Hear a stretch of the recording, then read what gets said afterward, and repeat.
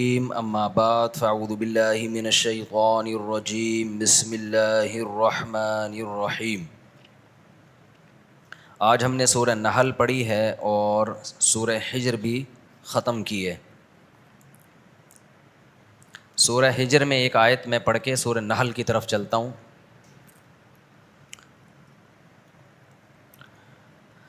لا تمدن عینیک الی ما متعنا به ازواجا منهم ولا تحزن علیہم واخفض جناحک للمؤمنین وَلَقَدْ آتَيْنَاكَ سَبْعًا مِّنَ الْمَثَانِي وَالْقُرْآنَ الْعَظِيمِ۔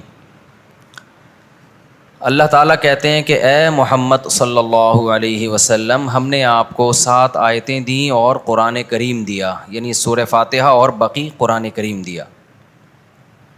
یہ اتنی بڑی نعمت دی ہے کہ اب آپ کی نظر ان دنیا داروں کی طرف نہ جائے کہ ان کو اللہ نے کیسا مال و دولت دیا، اب آپ کی نظر ان کی طرف نہیں جانی چاہیے۔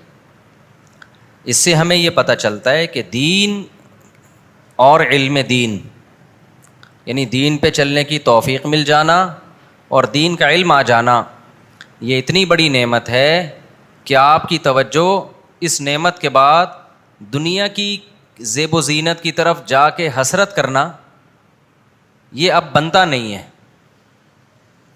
دیکھو، اللہ میاں نے یہ نہیں کہا کہ دنیا کمانا منع ہے، اللہ میاں نے یہ کہا کہ جب آپ کو اتنی بڑی نعمت مل گئی تو اب کسی اور کے پیسے کو دیکھ کے پریشان ہونا، دولت کو دیکھ کے حسرت ہونا، کاش میرے پاس بھی یہ سب کچھ ہوتا، تو یہ جب حسرت کرنا بنتا تھا جب آپ کے پاس اس سے چھوٹی نعمت ہوتی۔ جب آپ کو اس سے بڑی نعمت ملی ہوئی ہے تو چھوٹے چھوٹے ٹکڑوں پہ مرنا یہ انسان پہ سوٹ بولو نہیں کرتا۔ آپ نے سنا نا بیس بغیرت والا جو کلپ ہے، غریبوں کو کہ فلاں اتنا دولت مند، فلاں اتنا دولت مند، اس کو دیکھ دیکھ کے غریبوں کو احساس کمتری۔ تو اصل احساس کمتری اس شخص سے ہونی چاہیے جس کو اللہ نے دین دیا اور دین پر چلنے کی توفیق دی، اسے دیکھ کے آپ احساس کمتری میں مبتلا ہو، کیونکہ یہ دنیا مسافر خانہ ہے۔ اسے دیکھ کے کوئی بھی احساس کمتری میں مبتلا نہیں ہوتا۔ کوئی ایسی اپلیکیشن بھی نہیں ہے جو دیندار بننے کے طریقے بتا رہی ہو۔ یوٹیوب پہ دیکھو نا، جو ایڈ چلتے ہیں، ہر تھوڑی دیر میں کوئی ایڈ آ رہا ہوتا ہے۔ ایک آ رہا ہے، وہ نائی کے پاس بیٹھا ہوا ہے، وہ تو ہر کلپ میں آ رہا ہوتا ہے وہ ایڈ۔ وہ کہہ رہا ہے بھائی آپ مجھے کچھ دیر ہو جائے گی، کہہ رہے ہیں کوئی بات نہیں، میں اتنی دیر میں کچھ پیسے کما لیتا ہوں۔ وہ ہے نا مشہور، بھائی آپ لوگ نے نہیں دیکھا کیا؟ میں اس دن وہ ہے کہ اتنی دیر میں کیسے پیسے کماؤ گے؟ کہہ رہا ابھی یہ ٹھک ٹھک ٹھک $10 آ گئے میرے پاس۔ تو بہت ساری ایپ ہیں، ٹھیک ہے پیسے کمائیں، لیکن کبھی کسی دولت مند کو دیکھ کر رش کرنا، کاش کرنا نا، یہ آپ کے بے وقوف ہونے کی دلیل ہے۔ اگر آپ کہتے ہیں نا کسی کا اچھا خوبصورت بنگلہ دیکھا، کاش یار میرے پاس ایسا ہوتا، اس کا مطلب آپ کو ایک عدد دم لگانے کی ضرورت ہے، کیونکہ آپ میں اور حماقت میں، گدھے میں کوئی فرق نہیں ہے۔ فنا ہونے والی چیزوں پہ جو دل لگائے وہ گدھا ہی تو ہے، بلکہ یہ کام تو گدھا بھی نہیں کرتا۔ تو ہمارے نبی کی غربت دیکھو، 40 دن گھر میں چولہا نہیں جل رہا، اور اللہ کہہ رہے ہیں نبی ہم نے آپ کو چونکہ قرآن دے دیا، اب بنتا نہیں ہے کہ آپ ان کی دولت کی طرف نظر اٹھا کے دیکھیں۔ ہمارے نبی نے تو ویسے بھی نہیں دیکھنا تھا، آپ کی طبیعت میں اللہ نے ویسے ہی دنیا سے بے رغبتی رکھی تھی۔ اصل میں یہ ہمیں سمجھانے کے لیے ہے۔ اسی بات کو حدیث میں ایک دوسرے انداز سے بیان کیا گیا ہے۔ آپ صلی اللہ علیہ وسلم نے فرمایا لا حسد الا فی اثنتین، ہم جب کسی کے پاس کوئی نعمت دیکھتے ہیں، ایک جلن ہوتی ہے نا، ایسے دیکھ رہے ہیں جیسے میں نے کوئی قرضہ ورضہ لیا ہوا ہے، آپ لوگ بتاؤ کوئی جلن ہوتی ہے کہ نہیں ہوتی؟ یار یہ کیا ہے یار، میرے پاس کچھ بھی نہیں اور اس کے پاس، توبہ توبہ یار، تو بہت برا ہو گیا یار، کاش ہوتا یار بحریہ ٹاؤن میں پلاٹ ہوتا، کاش یہ ہوتا، کاش یوں ہوتا، کاش میری قسمت میں ہوتا، میں خریدتا ایک کھوتا، کبھی تو سوار ہوتا کبھی میں سوار ہوتا، کچھ نہ ہوتا تو یہی ہوتا۔ کھوتا کہتے ہیں پنجابی میں گدھے کو۔ تو نبی نے فرمایا کہ حسد سے مراد ہے یہاں رشک اور حسد میں فرق یہ ہے کہ حسد میں انسان چاہتا ہے اس سے یہ نعمت چھن جائے، میرے پاس آئے یا نہ آئے، اسے کیوں ملی، اور رشک کہتے ہیں اس کے پاس رہے لیکن میرے پاس بھی آ جائے۔ لوگ کہتے ہیں یار مجھے بڑا رشک آتا ہے آپ کو دیکھ کے، مجھے آپ کو دیکھ کے کیا آتا ہے؟ رشک آتا ہے۔ ایک ہوتا ہے فخر جس کو پراؤڈ کہتے ہیں عربی میں نا، وہ فخر الگ چیز ہے، ایک ہے رشک، یار مزے میں ہے یار, تو رشک آتا ہے یار, تو یہ بری چیز نہیں ہے رشک, کیونکہ جب کسی کو انسان نعمتوں میں دیتا ہے اس پہ رشک آتا ہے, تو کیا مطلب, دل چاہتا ہے کاش میرے پاس بھی ایسا ہوتا. اٹ از کالڈ رشک. تو اس حدیث میں رشک کو مبالغتاً حسد کہا گیا, یعنی اتنا بڑھا ہوا رشک گویا کہ دیکھنے میں حسد لگے. حقیقت میں حسد مراد نہیں ہے, کیونکہ حسد تو بری چیز ہے نا. تو نبی نے فرمایا رشک دو بندوں کے علاوہ کسی پر جائز نہیں ہے. بے وقوفی ہے کسی اور پہ رشک کرنا. صرف دو قسم کے طبقے پہ رشک کیا جا سکتا ہے کہ کاش میں بھی ایسا ہوتا. اس کے علاوہ کسی پہ رشک کرنا کہ یار اس کا اتنا بڑا بنگلہ, اتنا بڑا اس کا جناب 4 استغفر اللہ, یعنی اس کا بحریہ ٹاؤن میں اتنا بڑا گھر, 4 بیویاں کہنے لگا تھا لیکن نہیں کہہ رہا میں, تو اس کے یہ اور یوں, اس طرح کی چیزیں جو ہو رہا ہے, اس کے کپڑے دیکھو, اس کی گاڑی دیکھو یار. تو نبی نے فرمایا 2 قسم کے لوگ ایسے ہیں جن کو دیکھ کے آپ کو رشک آنا چاہیے کہ وہ واقعی آپ سے بہت آگے نکل گئے. گاڑی بنگلے والا تھوڑے دن میں کہاں جانے والا ہے, قبرستان میں مرے گا. جو بلڈر ہے نا, جس نے گھر بنا کے بیچا, جس کا بزنس یہ ہے, آپ جس نے گھر خریدا اس پہ رش کر رہے ہو. حالانکہ جو بلڈر ہے نا, جس نے ہول سیل کے حساب سے ڈیفینس کے بنگلے بیچے ہیں, تھوڑے دن میں وہ بھی پھٹے پہ لیٹا ہوا ہوگا. ٹھیک ہے نا, پھٹے پہ کیا ہوگا, وہ بھی لیٹا ہوا ہوگا, اور اس کی اولادیں جھگڑا کر رہی ہوں گی کہ یہ ہمارا ہے, یہ ہمارا ہے, اور یہ نہیں پتا ہوگا کل ہم نے بھی اسی پھٹے پہ لیٹنا ہے اور کل ہمارے بچے بھی وہی کر رہے ہوں گے جو ہم اب کر رہے ہیں. تھوڑے دن میں پھٹے پہ لیٹنے میں ٹائم نہیں لگتا. ایک پھٹا نا گھر میں لا کے رکھ لو اور لیٹا کرو روزانہ اس پہ.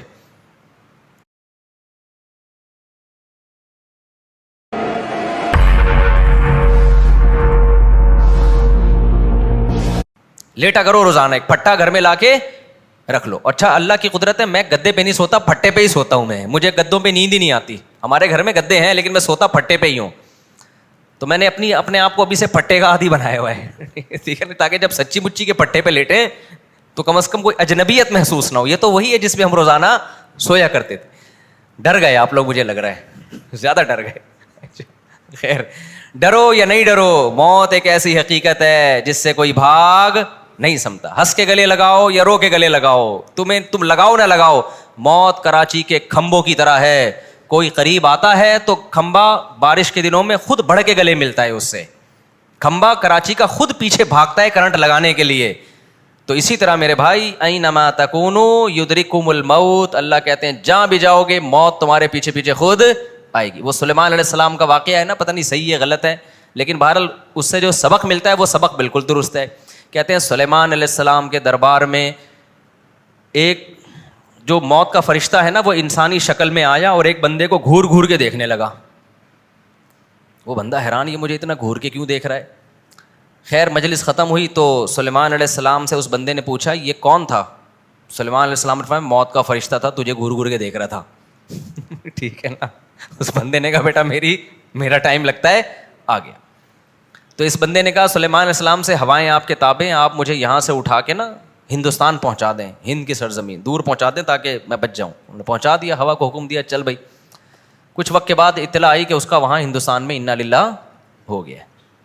پھر موت کے فرشتے سے پوچھا کہ تو اس کو گھور کیوں رہا تھا. وہ کہتا ہے کہ میں نے, اللہ نبی نے مجھے کہا تھا فلاں بجے نا اس کی روح تو نے انڈیا سے ہندوستان سے قبض کرنی ہے. تو میں حیران تھا, وہ اس میں تو تھوڑا ہی ٹائم رہ گیا, یہ بندہ یہاں کیا کر رہا ہے. سمجھ رہے ہو, تھوڑا ہی ٹائم رہ گیا ہے, یہ تو تیز رفتار گھوڑے میں بھی جائے تو ہندوستان نہیں پہنچ سکتا, تو یہ یہاں کیا کر رہا ہے. اور اللہ بھی غلط نہیں کہہ سکتا. تو جب میں ہندوستان فلاں مقام پہ گیا تو بندہ وہیں بیٹھا ہوا تھا, تو میں حیران تھا. تو پھر سلیمان علیہ السلام نے بتایا ہوگا کہ میں نے ہوا کو حکم دیا اٹھا کے وہاں پہنچا. تو میرے بھائی بعض دفعہ انسان جو بچنے کی تدبیریں اختیار کرتا ہے وہی تدبیریں اس کی موت کا سبب بنتی ہیں. ڈاکٹر کے پاس گئے تھے کہ اس بیماری میں مر نہ جائیں, اس نے غلطی سے ایسا ٹیکا لگا دیا کہ اسی سے مر گئے. ہوتا ہے نا ایسے. تو موت سے بھاگ نہیں سکتے, تو موت سے دوستی کرنی پڑے گی. موت سے دوستی کا مطلب یہ نہیں کہ آپ کے دل سے موت کا خوف نکل جائے, وہ تو نیچرل ہے. موت کا خوف ہونا یہ ایک نیچرل چیز ہے. حدیث میں آتا ہے موسیٰ علیہ السلام کے پاس موت کا فرشتہ آیا. حضرت موسیٰ علیہ السلام نے پوچھا کس سلسلے میں آنا ہوا. اس نے کہا آپ کی روح قبض کرنے کے لیے. حضرت موسیٰ نے زوردار تھپڑ لگایا, اس کی آنکھ نکل کے باہر گر گئی. سمجھ رہے ہو, تھوڑا ہی ٹائم رہ گیا ہے, یہ تو تیز رفتار گھوڑے میں بھی جائے تو ہندوستان نہیں پہنچ سکتا, تو یہ یہاں کیا کر رہا ہے. اللہ اللہ کو جا کے اس نے کہا کہ اللہ میں کس بندے کے پاس تو نے مجھے بھیجا ہے, ایسے جلالی تھے نا وہ, تو اس نے تو مجھے تھپڑ مار دیا. تو طبعی چیزوں کا خوف جو ہے نا, یہ جو موت ہے یہ طبعی چیز ہے, جب بھی آتی ہے انسان ڈرتا ہے, اس میں کوئی نیک یا بزرگ ہونے سے تعلق نہیں ہے, یہ نیچرل ہے. بعض لوگ خام خواہ میں فنٹر بننے کی کوشش کرتے ہیں, ہم بم سے نہیں ڈرتے. بھائی تو ہم تو ڈرتے ہیں, سیدھی سی بات ہے. یہاں کہیں اگر اطلاع ملی نا بم رکھا ہوا ہے, سب سے پہلے میں یہ رکھ کے نا میں بھاگوں گا باہر, یہ بتا دوں میں آپ سے, اللہ نہ کرے. ویسے تو یہاں تلاشی ہوتی ہے اور کیمرے ویمرے بھی لگے ہوئے ہیں, تو یہ کوئی تقویٰ للہیت نہیں ہے کہ حضرت جی زلزلہ آیا, حضرت پھر بھی کھڑے ہوئے ہیں نماز پڑھا رہے ہیں نا. مرے گا سب کو مروائے گا ایسا حضرت, بم رکھا ہوا ہے ڈر نہیں رہے, تو یہ خود بھی مرے گا, دوسروں کو بھی, دوسرے بھی پھٹیں گے اس کے ساتھ. حضرت موسیٰ علیہ السلام کو دیکھو, اللہ میاں نے حضرت موسیٰ سے کہا کہ یہ لاٹھی زمین پہ پھینکو. موسیٰ کو علیہ السلام کو پتا تھا یہ اللہ کہہ رہا ہے, اللہ غلط بات نہیں کہہ سکتا اور اللہ مجھے نقصان بھی نہیں پہنچا سکتا. جب لاٹھی زمین پہ ڈالی ہے وہ سانپ بن کے دوڑنے لگی. قرآن کہتا ہے موسیٰ علیہ السلام ڈر کے فرار ہوئے, بھاگے. وَلَمْ يُعَقِّبْ, اتنے خوف زدہ ہوئے کہ پیچھے مڑ کے بھی نہیں دیکھا. حالانکہ اللہ میاں کہہ سکتے تھے اے موسیٰ میں نے سانپ بنایا ہے نا اس کو, تو اس سے کیوں ڈر رہا ہے.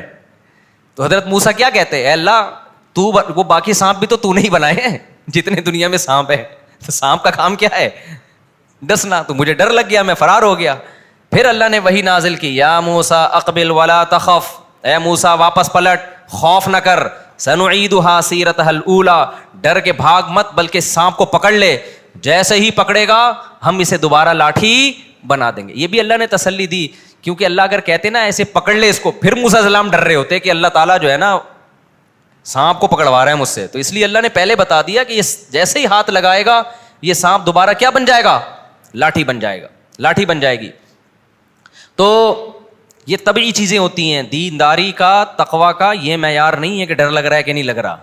دینداری کا معیار یہ ہے کہ اللہ کا اتنا خوف پیدا ہو جائے کہ آپ سے کبیرہ گناہ چھوٹ جائے بس, اور اتنا خوف پیدا ہو جائے کہ فرائض و واجبات آپ سے پورے ہو جائیں. باقی ڈرنا, بہادر ہونا, اس کا انسان کی نیچر سے بھی بڑا گہرا تعلق ہے. جو دل کے مضبوط ہوتے ہیں بے دین ہو کے بھی بہادر ہوتے ہیں, جو دل کے کمزور ہوتے ہیں دیندار ہو کے بھی بزدل ہوتے ہیں. بعض دفعہ ایسے بزرگ گزرے ہیں, بڑے بڑے بزرگ تھے لیکن ان میں خوف تھا. کیوں؟ دل کیا تھا ان کا, کمزور تھا. یہ قدرتی طور پہ بعض لوگوں کا دل کمزور ہوتا ہے, اعصاب کمزور ہوتے ہیں, بچوں کو ڈر زیادہ لگتا ہے, بوڑھوں کو ڈر زیادہ لگتا ہے کہ کمزور ہو جاتے ہیں. تو ان چیزوں میں دین نہیں ہے. کلپ بھیج رہے ہوتے ہیں نا لوگ, زلزلہ آ رہا ہے اور امام صاحب جناب کھڑے ہوئے ہیں, ڈرے ہی نہیں. تو یہ امام صاحب نہیں ہے, یہ پتہ نہیں کیا ہے. یہ خود بھی مریں گے اور پبلک کو بھی مروائیں گے. خدا نہ خواستہ ذرا سا بھی کوئی ہل ول ہونا فوراً خود بھی بھاگنا, اور میں تو پتلی گلی سے یہاں سے نکلوں گا. اگر اللہ نہ کرے ہمارے یہاں زلزلہ آیا, اللہ ہمیں اس مصیبت سے بچائے, لیکن آئے تو خود بھی بھاگو. کوئی اللہ پہ ایسا توکل کرنا کہ نہیں جی اللہ بچائے گا, اللہ نے کبھی نہیں کہا کہ میں بچاؤں گا. اللہ نے کہا زلزلہ آئے گا تو خود بھاگ, خود بچ گیا تو بچا لوں گا ورنہ نہیں بچاؤں گا. اور حدیث میں آتا ہے کہ جب نماز میں تمہیں سانپ نظر آئے, تو اب جو صوفی قسم کے لوگ ہیں نا, جاہل صوفی, وہ کیا کریں گے, نماز پڑھ رہا ہوں اللہ کے سامنے خشوع و خضوع سے, اگر سانپ نظر آ گیا, میں اللہ کی طرف توجہ ہے, میں اللہ کے لیے کھڑا ہوں, تو اللہ مجھے سانپ سے بچائے گا. اللہ میاں نے کوئی نہیں کہا کہ سانپ سے بچاؤں گا میں. حدیث میں آتا ہے نبی نے فرمایا جب تمہیں نماز میں سانپ نظر آئے تو کیا کرو, سانپ پکڑو, سانپ کو مارو جا کے. نماز ٹوٹ جاتی ہے اس سے, لیکن سانپ کو مارنا پڑے گا, کیونکہ سانپ کے چکر میں نماز تو ویسے ہی ٹوٹے گی آپ کی, نہیں مارا نا اور بھی بہت کچھ ٹوٹے گی, وضو بھی ٹوٹے گا ساتھ میں, نماز بھی ٹوٹے گی, اور سانپ کو اگر نہیں مارا نا جب وہ قریب آئے گا تو نماز بھی ٹوٹے گی, ساتھ میں وضو بھی ٹوٹے گا. سانپ کا نہیں, آپ کا وضو ٹوٹے گا. آپ سمجھ رہے, سانپ کا ٹوٹے گا. خیر آگے چلتے ہیں ہم.